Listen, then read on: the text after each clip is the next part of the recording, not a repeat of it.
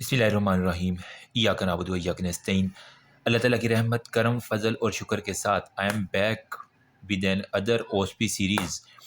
मुझे सबसे ज़्यादा रिक्वेस्ट आई ओब्स गायनी की जो है ना, वो सबसे पहले आप ओएसपी करवा दें, उसके साथ जो बाकी सब्जेक्ट्स हैं उनकी भी अब सीरीज़ शुरू कर देनी चाहिए। तो मैं खुद थोड़ा-सा लेज़ी हो गया था, कुछ रमज़ान शरीफ के बाद जो है ना वो दिल नहीं किया मेरा, ठीक है? लेकिन आज से इंशाल्लाह मैं प्रॉपर सीरीज़ शुरू कर रहा हूँ, वीडियो टपा-टप आने लगी हैं।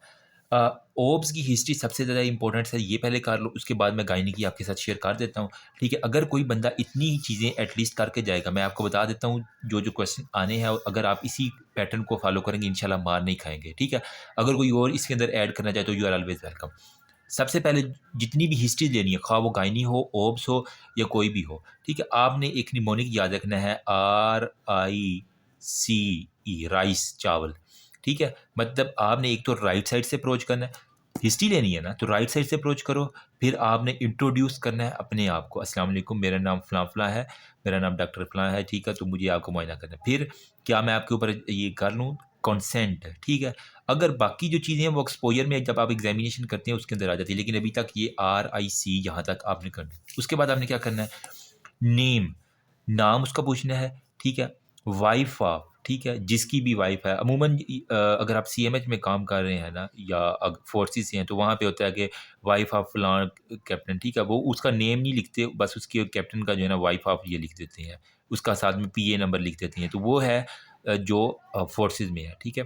जो सिविलियन है, क्योंकि मोस्टली मेरे सिविलियन है, तो उनके लिए यही है कि पहले आप नेम लिखो, फिर वाइफ़ ऑफ ये लिखो, उसके साथ उसकी एज आपने मेंशन करनी है। उम्र बीबी आपकी कितनी है, ठीक है? होती वो 34 साल की, 35 साल की है, लेकिन मैंने देखा है जहाँ तक वो 22 साल से ऊपर जो है ना, 20-22 साल से ऊपर अपनी उम्र ही नहीं बता रही होती, ठीक है? फिर वो बंदा जब एग्ज़ामिन करता है तो हर चीज़ जो है खुल के सामने आ जाती है, आँखों के सामने।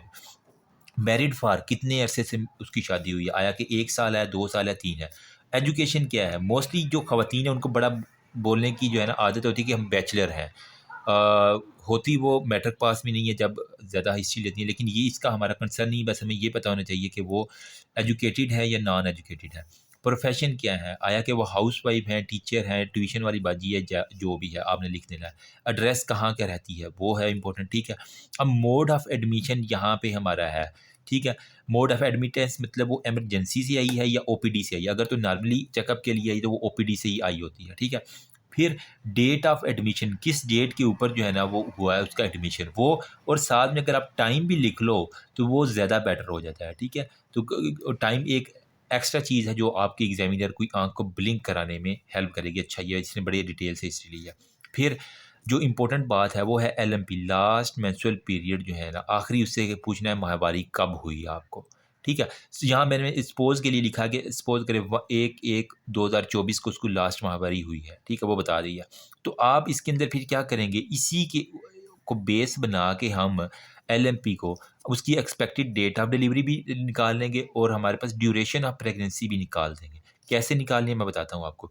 एक्सपेक्टेड डेट ऑफ डिलीवरी में क्या होता है, सिंपल सा जुगाड़ू फार्मूला है। ये जो एक दिन है ना, मतलब यकम जनवरी है, ये महीना है, ये उसका डे है। तो इसके अंदर आप 7 ऐड कर दो, 7 ऐड कर दो डेज़ के अंदर, और यहाँ पे आपने 9 जो है ना वो मंथ के अंदर ऐड कर देना है, ठीक है? तो अब इसके अंदर अगर मैं 7 ऐड करूँगा तो 8 बन जाएगा। मंथ के अंदर अगर मैं 9 ऐड करूँगा तो हमारे पास क्या हो जाएगा, 1 और 9 10 हो जाएगा, और साथ में साल वही चल रहा है तो 2024 हमारे पास आ जाएगा। ये है सिंपल सा फार्मूला। वरना क्या है, इसके अंदर हम सिंपल क्या करते हैं, 9 माह, ठीक है, 9 मंथ प्लस 7 डेज़ जो है ना सिंपल ऐड, ये हमें अमूमन बन जाता है। 9 मंथ प्लस 7 डेज़ ऐड करने होते हैं, ठीक है? अब 9 मंथ में जनवरी हो गया, फरवरी, मार्च, अप्रैल, मई, जून, जुलाई, अगस्त, सितंबर और अक्टूबर। तो अक्टूबर 10वें का होता है, तो 10 अक्टूबर आ गया और 7 डे ऐड करना है। तो यकम है, तो हमारे पास यकम अक्टूबर तक हो गया। अक्टूबर के अंदर 7 ऐड करो यकम अक्टूबर से, 2, 3, 4, 5, 6, 7, 8, तो 8 आ गई वही डेट, ईज़ी हो गया। अब एक्सपेक्टेड डेट ऑफ डिलीवरी मतलब इस दिन जाके वो उसको सारी लेबर पेन होगी और वो उसकी डिलीवरी होने के दिन है। अब सपोज़ करें कि कोई खातून जून के अंदर आ जाती है, गई गर्मियों में आ जाती है, तो आप अब ड्यूरेशन ऑफ प्रेगनेंसी जो है ना वो आपने भी निकालना होता है। सपोज़ करें कि अभी जो महीना चल रहा है गर्मियों का महीना, ठीक है? सपोज़ जून है, तो हम ड्यूरेशन ऑफ प्रेगनेंसी कैसे निकालेंगे? सबसे पहले तो उसका अगर उसके 2 बच्चे हैं, ठीक है। तो उसका जो पहला चाइल्ड है उसकी हिस्ट्री लाजमी लेनी है कि फर्स्ट जो प्रेगनेंसी था उसका ड्यूरेशन क्या था, वो क्या वो प्री टर्म था या टर्म था या पोस्ट टर्म था, आया कि 37 हफ्तों से पहले पैदा हुआ या 37 से 42 या 42 हफ्तों के बाद पैदा हुआ। ठीक है। एक तो वो अगर उसके 2 बच्चे हैं तो पहला बच्चा जो है उसकी भी हिस्ट्री लाजमी पूछनी है आपने। फिर सपोज़ करें अब उसका दूसरी दफ़ा टपा-टप हुआ है और अब वो दूसरा बच्चा उसका जारी है। ठीक है। वो आपको बताती है ये उसकी एक्सपेक्ट एलएमपी है। ठीक है। तो आप अब ड्यूरेशन ऑफ प्रेगनेंसी किस तरह काउंट करेंगे वो मैं आपको ज़रा बता देता हूँ। यहाँ पे मैंने कुछ मंथ लिखे हुए हैं। ठीक है। जनवरी, फरवरी, मार्च, अप्रैल, मई, जून, जुलाई, अगस्त, सितंबर, ये देखो। यहाँ से हम मोस्टली जो है ना कैलकुलेट, ये जो ऊपर वाली है ना यहाँ पे 31 के दिन होते हैं। ठीक है। नीचे वाली होती है वो 30 होता है या 29 होते हैं। ठीक है। फिर ये 31 है, ये फिर 31 है। ठीक है। और ये फिर 31 होता है। ठीक है। जनवरी, फरवरी, मार्च, अप्रैल, मई, जून, जुलाई। ठीक है। मतलब क्या जनवरी 31 का है, लेकिन उसको एलएमपी कब हुआ है? 1/1/2024 को। तो पहला दिन तो उसका गुजर गया ना, तो हम जनवरी के अंदर कितने दिन ऐड करेंगे? 31 का जनवरी है तो 30 दिन बकाया बच के, 30 जनवरी के। फरवरी के मोस्टली हम 28 दिन ऐड करते हैं। ठीक है। अगर वो लीप का साल है तो वो सारा हम देख लेंगे। मार्च का 31 है। ठीक है। अप्रैल के हमारे पास 30 हैं। फिर मई के 31 हैं। जून के हमारे पास कितने हैं जी? 30 दिन होते हैं। लेकिन अभी सपोज़ करें हमने मैं सपोज़ करता आज हमारे पास है जी 13 जून को वो लड़की आई है। तो ठीक है, तो जून के हमने जो है ना वो 13 दिन ऐड कर लिए हैं। तो जितने भी ये दिन आप लिखेंगे एलएमपी से लेके आज का दिन सपोज़ करें 13 जून 2024 के लिए दिन हम बैठे हुए हैं। लेट्स सपोज़ एक मैंने रैंडम सी लिया है। तो हम क्या करेंगे? इन सब डेट्स को अब ऐड कर लोगे। एलएमपी से लेके 13 जून तक जितने दिन बनते हैं उन सबको ऐड कर लो। 30, 28, 31, 30, 31 और 13 तो उनको ऐड करने से हमारे पास टोटल आंसर बनता है 163 डेज़। ठीक है? तो ये मतलब अभी तक उसके एलएमपी से लेके 163 दिन हो चुके हैं, टपाटप से लेके अब तक जो है ना उसकी 163 दिन हो गए। तो आप उसको डिवाइड कर दो 7 के ऊपर। ठीक है? तो जब 7 पे डिवाइड करते हैं तो हमारे पास जो कैलकुलेटर से कर लो या खुद भी कर लो, जैसे भी करना है। 7 दूनी 14, ठीक है? बाकी 7 या 21 वो 23,2 हमारे पास आंसर आ रहा है। कैलकुलेटर से आप कर लेना, तो हमारे पास ये आंसर आ रहा है कि 23,2 इसका जो है ना वो आंसर आ रहा है। तो अब इसको किस तरह लिखेंगे? 23 मंथ 2 वीक्स इसकी प्रेगनेंसी को ड्यूरेशन हो चुका है। तो ड्यूरेशन ऑफ प्रेगनेंसी इसका ये होगा। इशारिये के बाद जो होगा वो डे में आ जाएगा, इशारिये से पहले जो मंथ में। तो 23 मंथ 2 वीक्स उसका ड्यूरेशन ऑफ प्रेगनेंसी हमारे पास आ गया। ठीक है। तो ये हमारे पास हमें बता देगा सिंपल सा जुगाड़ू तरीका है जिसके अंदर हमने ड्यूरेशन ऑफ प्रेगनेंसी मालूम करनी है। ये एक इंपॉर्टेंट बात होगी। नंबर सेकंड पे हमारे पास देखो यहाँ पे, इसके बाद हमारे पास जो age of the last born child है। ठीक है। मतलब मैंने कहा कि हमने सपोज किया कि उसके 2 बच्चे थे, तो जो पहला बच्चा था लास्ट बोर्न वही हुआ ना, उस बच्चे की उम्र क्या है? आया कि वो 1 साल का है, 2 साल का है, 3 साल का, कितना है वो आपने लिख लेना है। तो अभी तक यहाँ तक जो हिस्ट्री आपने लिखी है इसको प्रेजेंट करने का यहाँ पे मैंने एक सिंपल सा जुगाड़ू तरीका बताया हुआ है। How to present my patient. Suppose करें अगर आप सिविलियन में बैठे हुए हैं तो उनके लिए यही है कि आयशा वाइफ ऑफ अली, या वरना अगर आप सीएमएच में हैं, ठीक है, फोर्सेज में, तो आप लिखेंगे माई पेशेंट वाइफ ऑफ कैप्टन फलां फलां या मेजर या कर्नल या जो भी है। ठीक है। उसका आगे फिर पीए नंबर आप बता दिया करेंगे तो इससे मोर कंफर्ट हो जाता है एग्जामिनर को। 20 year of old, married for, इसको देख के आप by patient Ayesha wife of Ali, age 20 year हमने सपोज की, मैरिड फॉर सपोज करें हमारे पास 5.5 ईयर्स की है। ठीक है। और she is F A pass and is house wife by profession. तो इसी सीरीज़ को आप देखते जाओ। और she is F A pass and house wife by profession, या अगर वो टीचर है तो टीचर बाई हिज प्रोफेशन। ठीक है। और फिर रेजिडेंस ऑफ, सपोज करें हमने एक रैंडम लिया जोहर टाउन, अगर वो कैंट में रह रही है, ठीक है, या वो फौजी की चौकियों में रह रही है तो वहाँ पे वो उसका तो लिख देना। ठीक है। प्रेजेंटेड, ठीक है। अब mode of action present, mode of admittance कैसे हो जाए? प्रेजेंटेड थ्रू ओपीडी, ओपीडी से वो आई है ऑन 13 जून। हमने एक डेट डिसाइड की, सपोज करें आज हमारे पास 13 जून है, तो presented through OPD on 13 June 2024। ठीक है। फिर her last menstrual period was on 1 January, हमने 1 जनवरी लिखा था, तो her last menstrual period was on 1 January 2024। ठीक है।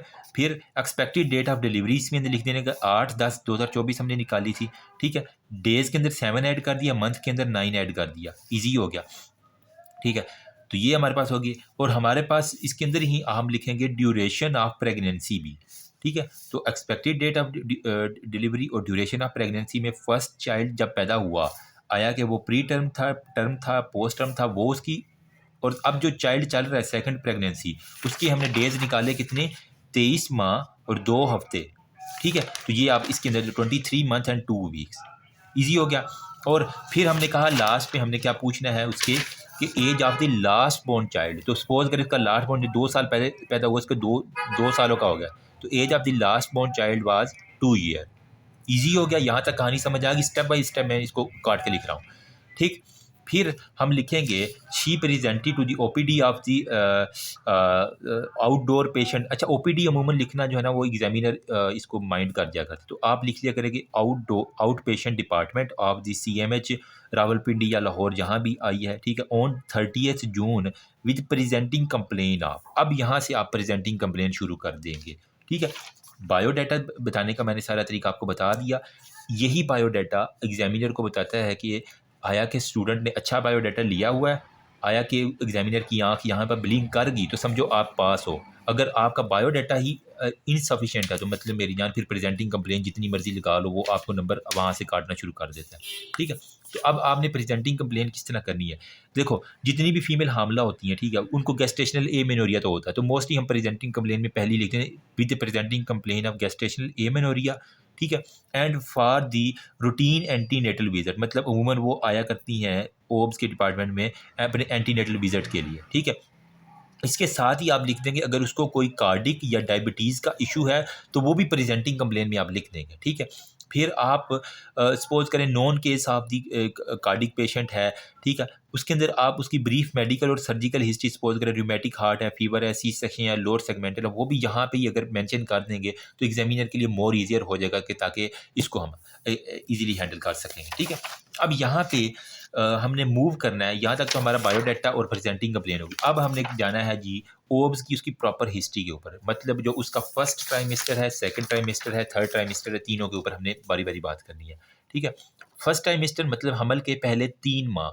ठीक है, तो उससे पहले पूछना है हमल कैसे हुआ।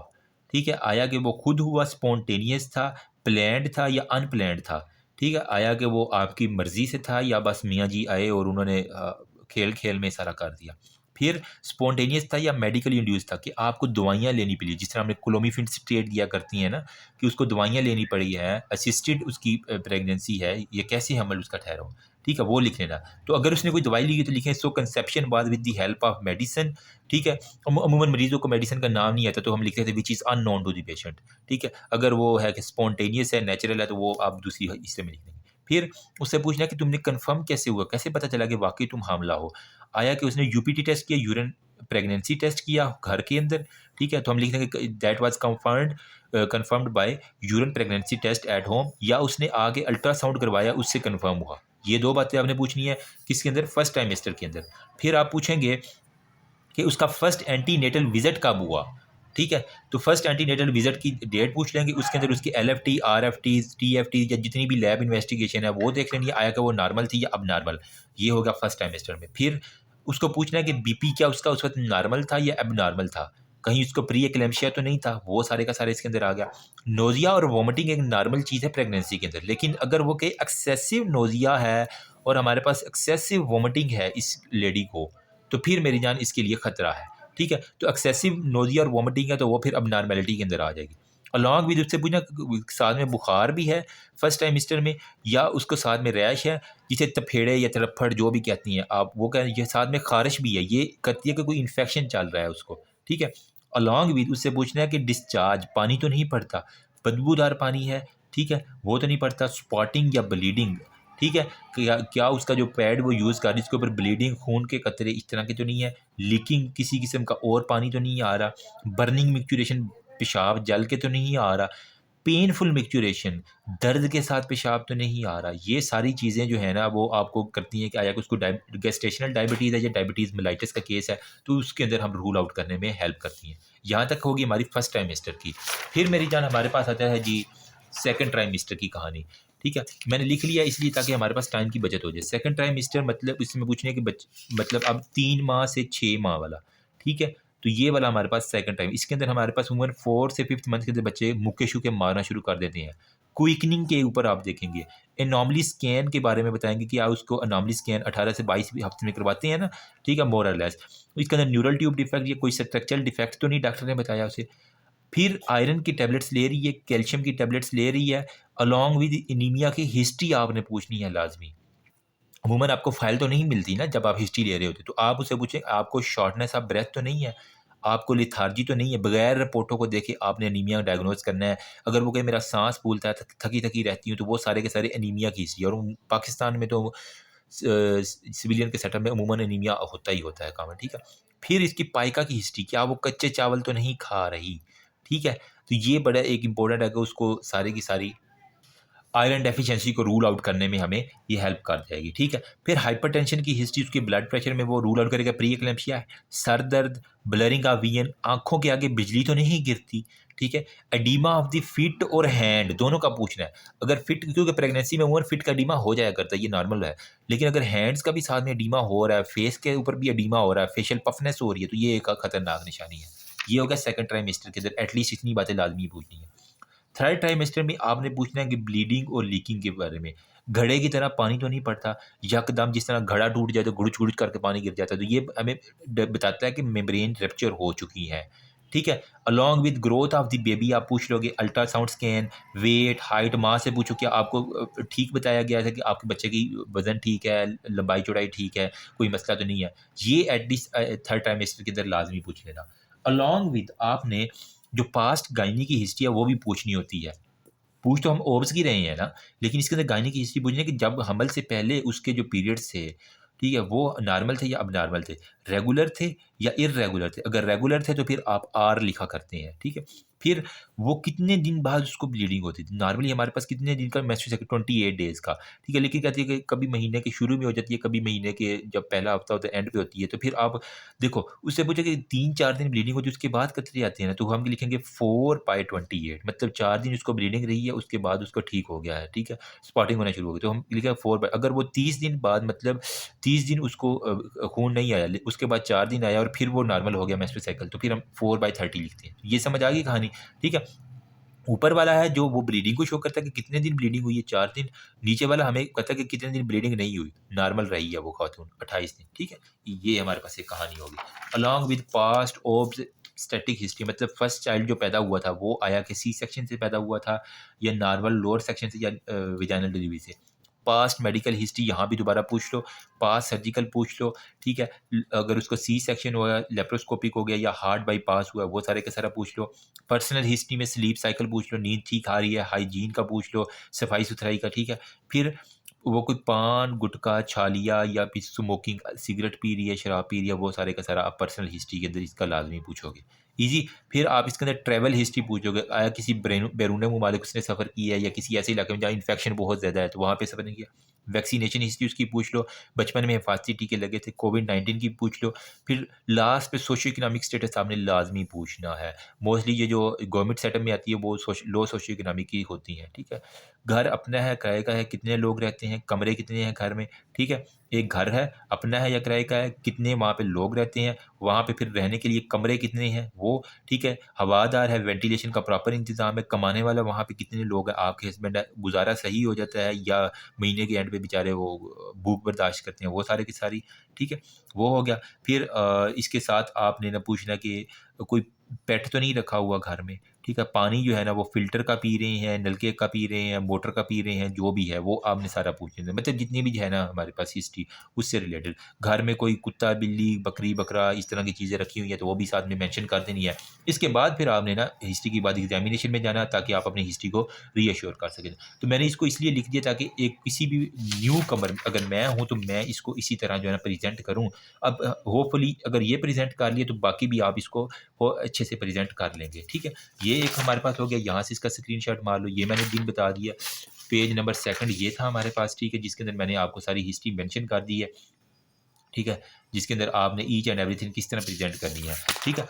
अब हर कॉलेज की अपनी एक हिस्ट्री लेने के मेथड्स होते हैं, ठीक है। मतलब कुछ टीचर्स को कोई मेथड पसंद आता है, हमारे पास यही था मेथड जो मैंने आपके साथ शेयर कर दिया, ठीक है। बाकी ये फर्स्ट सेकंड और थर्ड ट्राइमेस्टर में कुछ पॉइंट्स एक्स्ट्रा भी हैं, वो मैं आपके साथ देखता हूँ, अगर मुझे मिल जाते हैं तो मैं शेयर कर देता हूँ।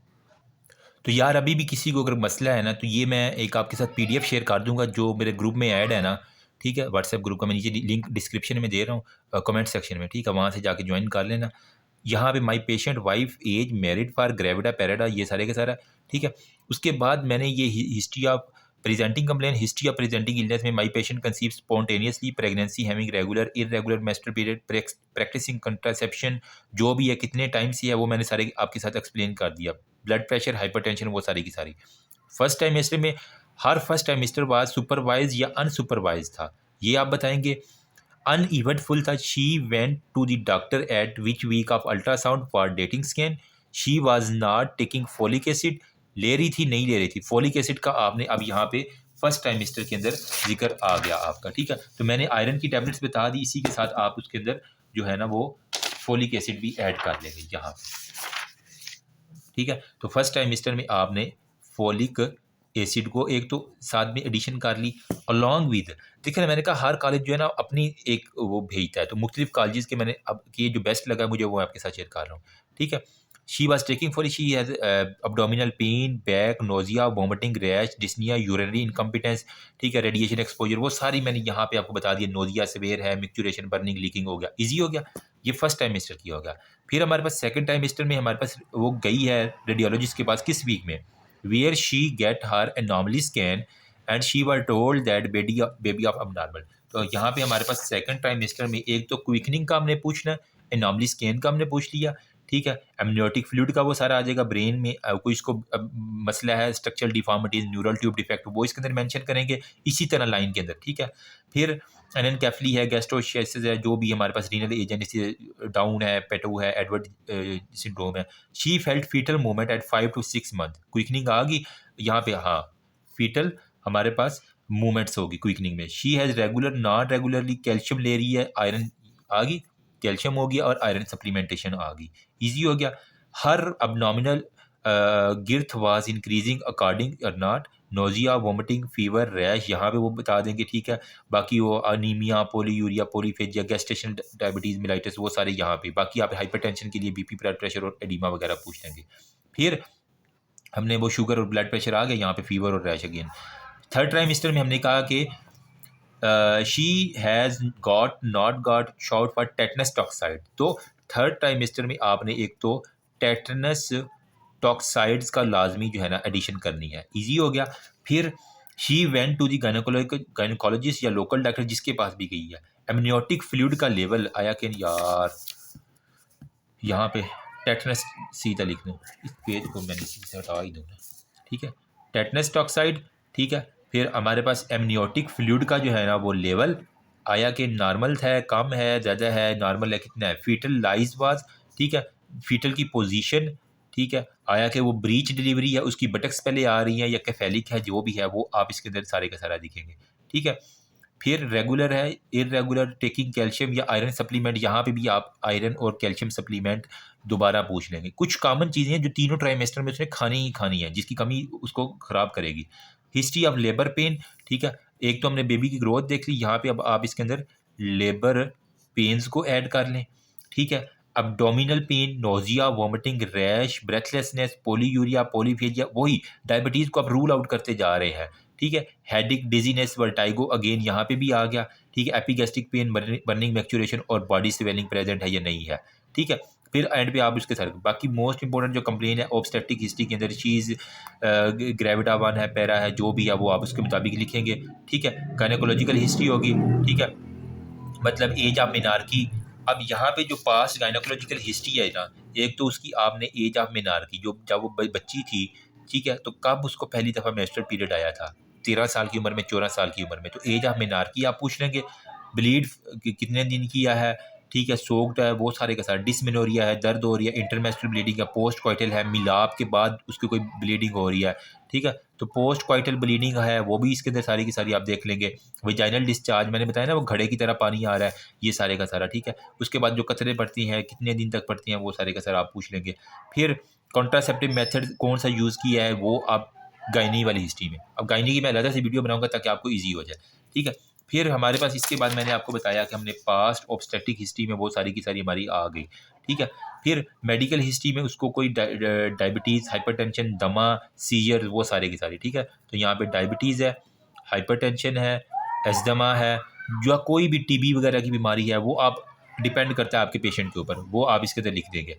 फिर कोई पास हिस्ट्री में surgical history, C section, laparoscopic या कोई भी है वो आप लिखेंगे।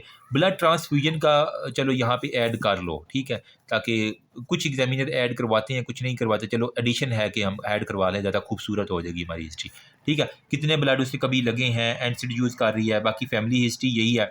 पर्सनल हिस्ट्री, इसके साथ आप इसके अंदर फैमिली हिस्ट्री, ठीक है, वो ऐड कर देंगे, ठीक है। मतलब कि माँ को शुगर है, ठीक है, या बाप को शुगर है, ठीक है, अगर कोई मर गया है तो किस वजह से मरा है, दिल की बीमारी है, वो सारी की सारी इसके अंदर लिख लेते हैं, ठीक है। Bowel habit, appetite, personal history में यही स्लीप है, हाइजीन है, बावल हैबिट इसके अंदर मजीद ऐड कर लो। देखा ना, जिस जिस तरह आप मजीद डीप जाएंगे आपके पास मजीद चीज़ें खुलती जाएंगी, ठीक है।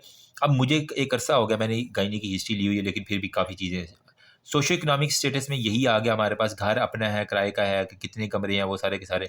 फिर उसके बाद आप जनरल फिजिकल एग्जामिनेशन करेंगे, ठीक है, और उसके बाद आप जीपीई करेंगे, और उसके बाद आप ऑब्स्टेट्रिकल एग्जामिनेशन करेंगे, और फिर सिस्टेमिक एग्जामिनेशन करेंगे, वो एंड पे बाद में सारे लिख देंगे, ठीक है। तो आप आपने ये जो जनरल फिजिकल है वो तो आप बच्चे बच्चे को पता है, पल्स, बीपी है, हार्ट रेट है, टेम्परेचर है, ऑक्सीजन है। फिर एग्जामिनेशन में आपने ऑब्स के अंदर आपने देखना कि abdominal examination, shape of the abdomen कैसी है, अम्बलाइकस किस तरह का है, बाहर तो नहीं आया हुआ, एब्डोमेन वाज क्या था, हर्नियल ओरिफिस था, फंडल हाइट देख लेंगे, लाई देख लेंगे, प्रेजेंटेशन देख लेंगे, लेबर कॉन्ट्रेस्ट, लेटरल ग्रिप देख लेंगे, फीटल हार्ट साउंड, सीटीजी करवा लोगे। सिस्टेमिक में उसके GIT, genito urinary, CVS, respiratory, musculoskeletal, CVS, सारा वो मेडिसिन वाला है, ठीक है। और बाकी मेन कंप्लेन जो उसकी रह गई है वो इसके अंदर ऐड करके, तो अल्लाह की रहमत, करम, फजल और शुक्र के साथ आपकी ये हिस्ट्री कंप्लीट हो जाएगी, ठीक है। तो अगर ये आपको मैं कहता हूँ कि एक तो आप चैट जीपीटी जो है ना, जब भी आप हिस्ट्री लेने जाएँ, ठीक है, तो चैट जीपीटी आपके पास जो है ना वो यूज़ करनी आनी चाहिए, अलॉन्ग विद गूगल अच्छे से यूज़ करना आना चाहिए। आपके पास अच्छा इंटरनेट होना चाहिए, ठीक है, जो वहाँ पे आपको सपोर्ट कर सके। मोबाइल साथ ले जाना, ठीक है, अगर अलाउ करती है तो वहाँ से आप ये फॉर्मेट, जब आप पूरी हिस्ट्री ले लो एक दफ़ा फॉर्मेट पे नज़र मार लेना। वहाँ पे जो डॉक्टर फिर रहे होते हैं ना, जूनियर डॉक्टर या जो भी, उन्हें एटलीस्ट आता होता है इतनी हिस्ट्री लेके, उनसे लाजमी एक दफ़ा कंसल्ट, सर इसके अंदर क्या चीज़ ऐड कर सकता हूँ।